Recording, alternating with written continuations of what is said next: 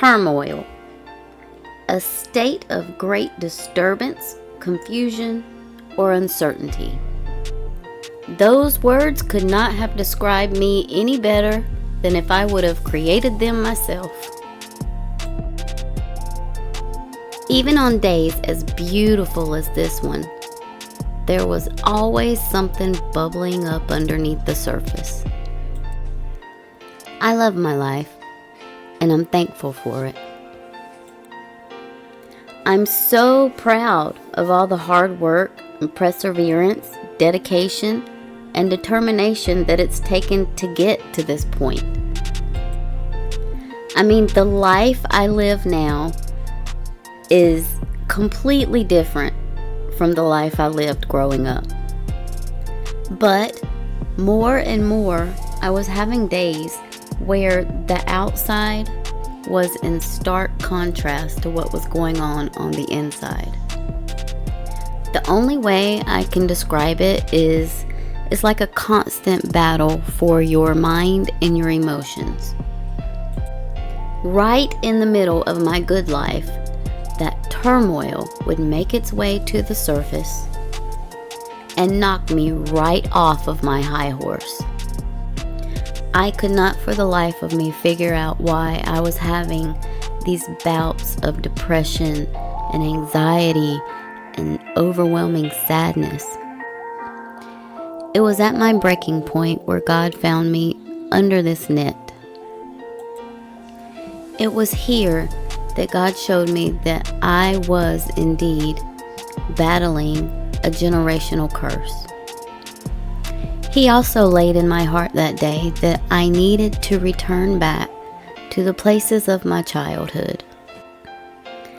As much as I dreaded what was to come, I wanted to be obedient, and so I went back.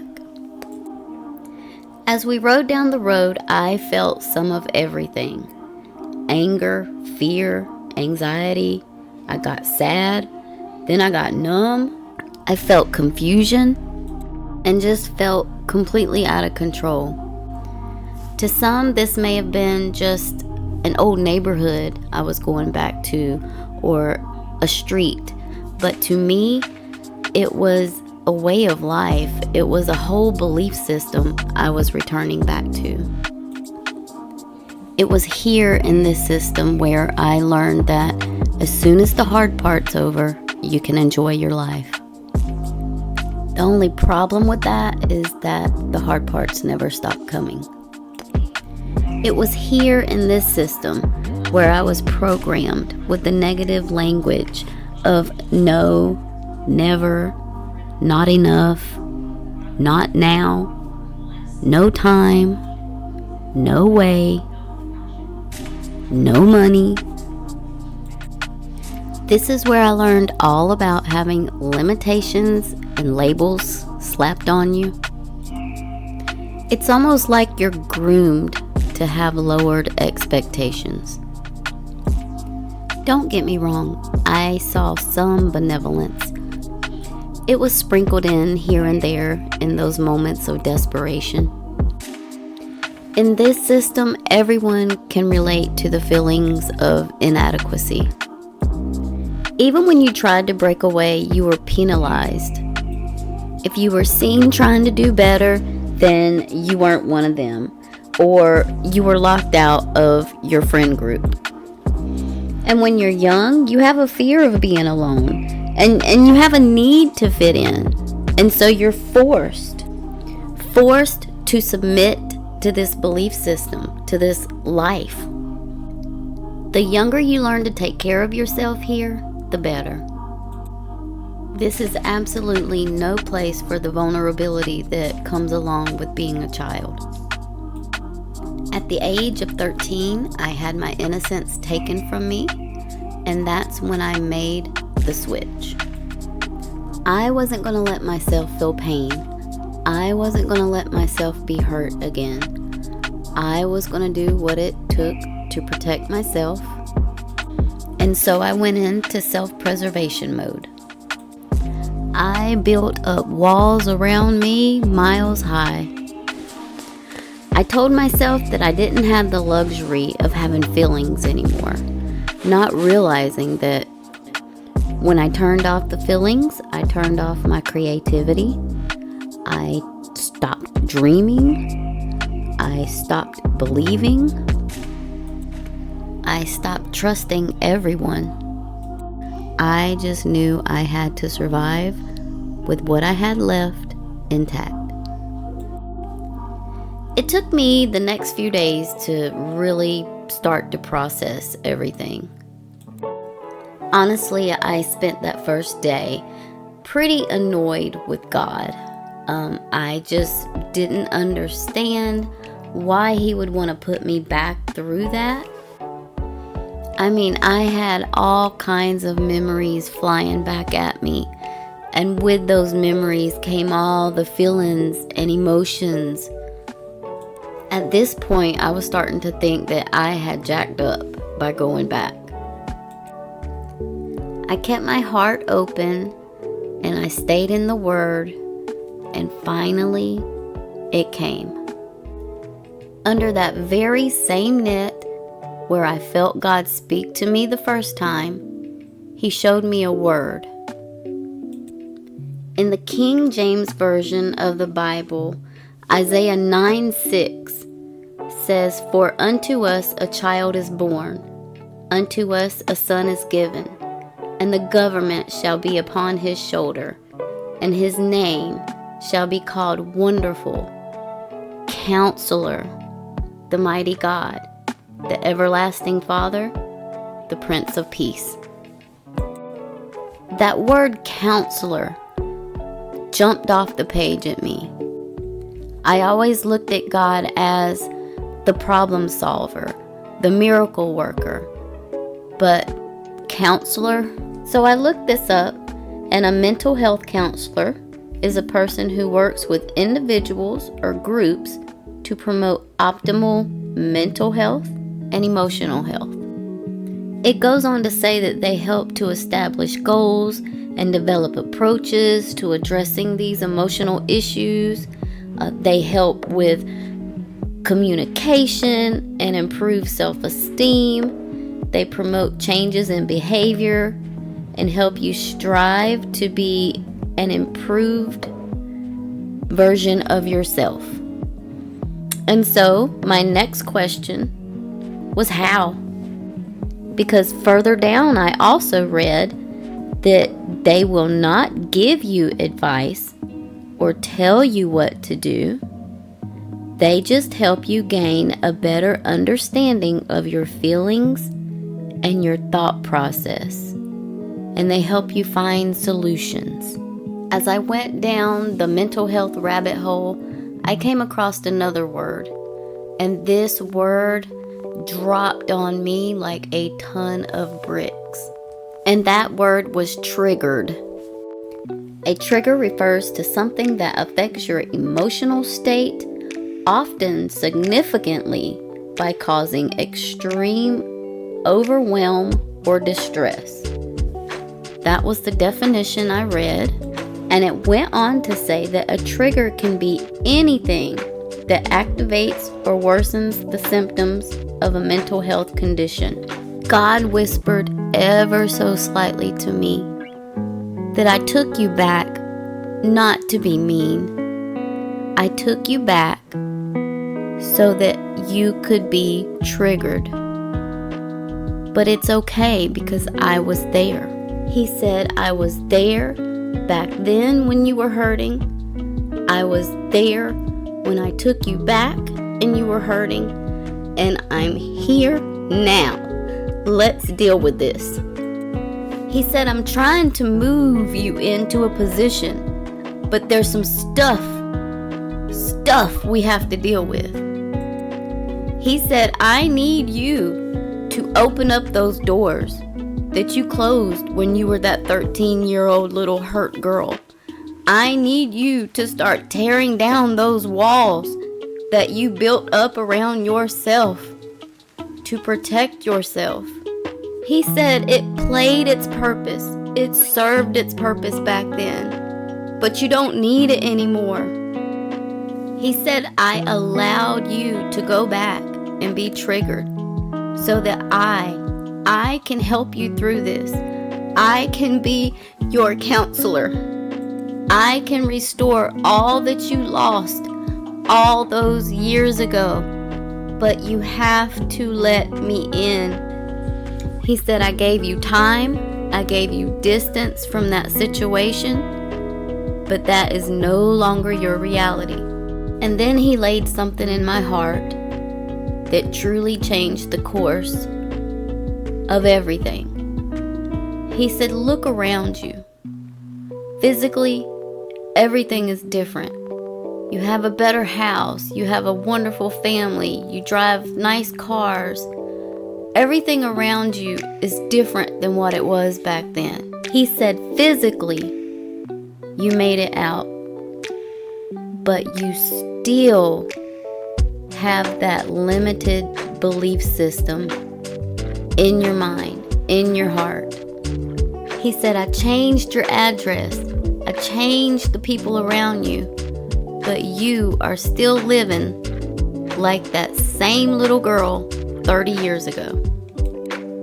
You're still running and hiding from things that aren't even tangible.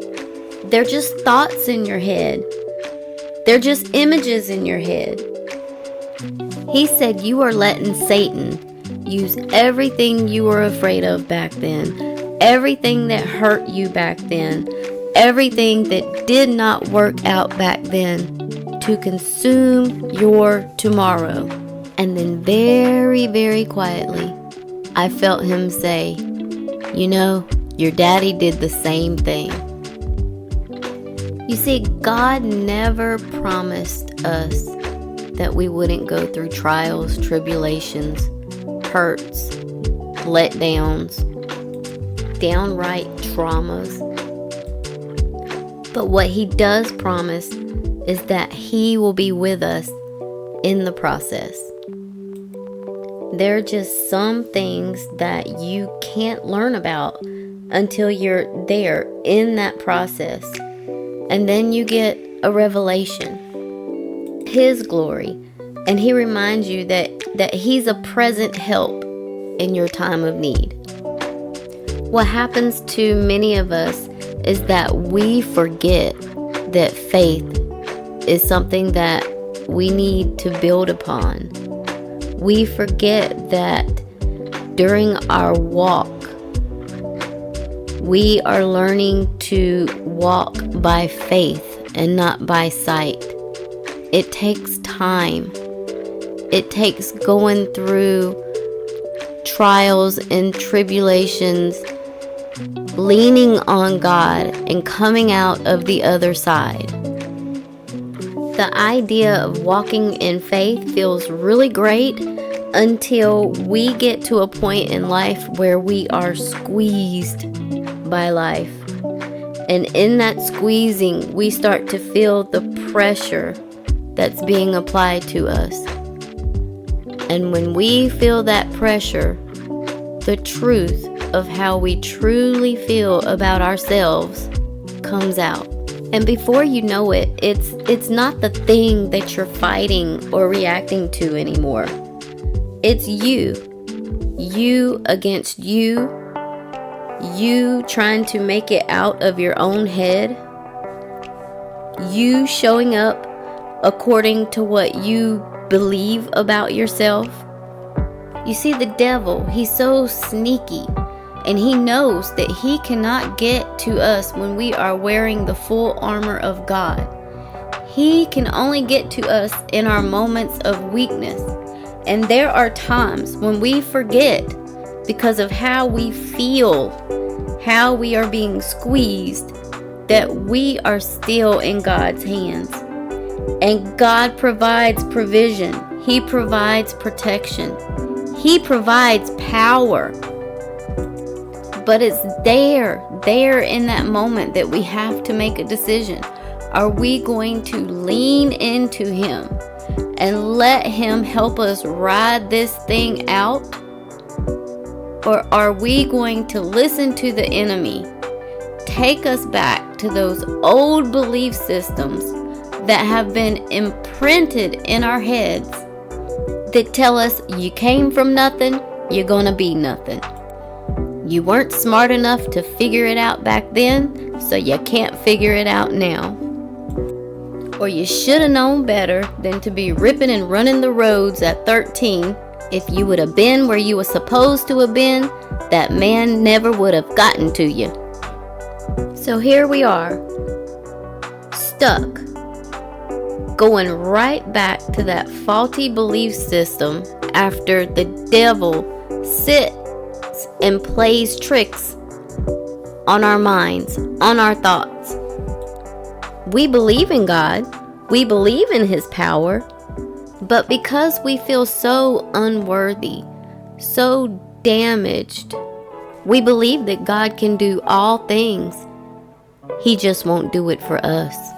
And what I'm seeing more and more in my life and in the experiences of people around me is that Satan loves this space in our life. He has so much power during this time because he leaves us stuck in confusion. And it's during this time that we have to make some really important decisions. Are we going to sit here in our comfort zone in everything that we've known? Or are we going to step out on faith and say, I know that things aren't looking the greatest, but God's going to work it out. And in working it out, we have to get very specific. We have to be willing to ask ourselves, what's wrong with you? And the answer is going to be somewhere locked up on the inside of us. It's not going to be in our husband. It's not going to be in our jobs. It's not going to be in our kids. It's not going to be in our education. It's going to be within us. What God showed me was that I was leaving the fate of my faith, the fate of my future, the fate of what He had in store for me to my past. He showed me that I had some issues that I needed to go back and visit, some unresolved feelings that I needed to experience. He showed me that I was living a life where I still had walls up, where I was still emotionally unavailable. I was still living in those old ways of thinking and feeling and stuck in that. And every time something got uncomfortable or touched on anything from my past, I would immediately become triggered. And that's where I had those awful bouts of depression, those episodes of anxiety, just an utter sadness consumed me, and I did not understand where this was coming from. God revealed to me that I was fighting a generational curse. However, I didn't know until recently that this is my fight. I questioned, what curse am I under? I made it out of the neighborhood. I'm doing great financially. I have everything I could need or want in life. And then He told me, we have to confront this negative belief system. You haven't let that go. He said, I allowed you to be triggered so that that trigger could actuate the function of your past experience. That means we're going to allow you to feel all the pain. We're going to allow you to feel all of the hurt and shame. We're going to let you feel vulnerable. And we're going to mend that broken mindset. He said it's going to be uncomfortable, but it's going to be okay. This is the time that I can have a voice where I didn't before. I can give expression to those experiences that I didn't have words for back then. He said that the triggers no longer have to dictate who I am. I don't have to stay stuck in confusion and sadness. If I allowed him to trigger me and for us to go back to these moments instead of avoiding them and work through them, then he could move me on to the next season in my life. He would drown out all of those negative voices in my head. The ones that said no, never, not enough.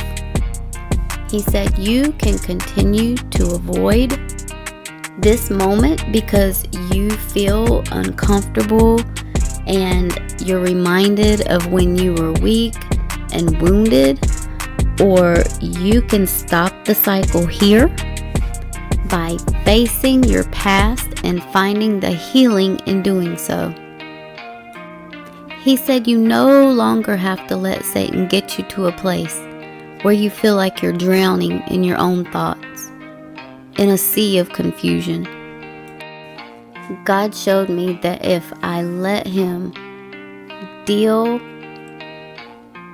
with the source of my triggers, he could move me out of this self-preservation mode. And you know, God, he speaks very honestly with me, and he put in my heart, I'm asking you to make a move. Are you willing to move?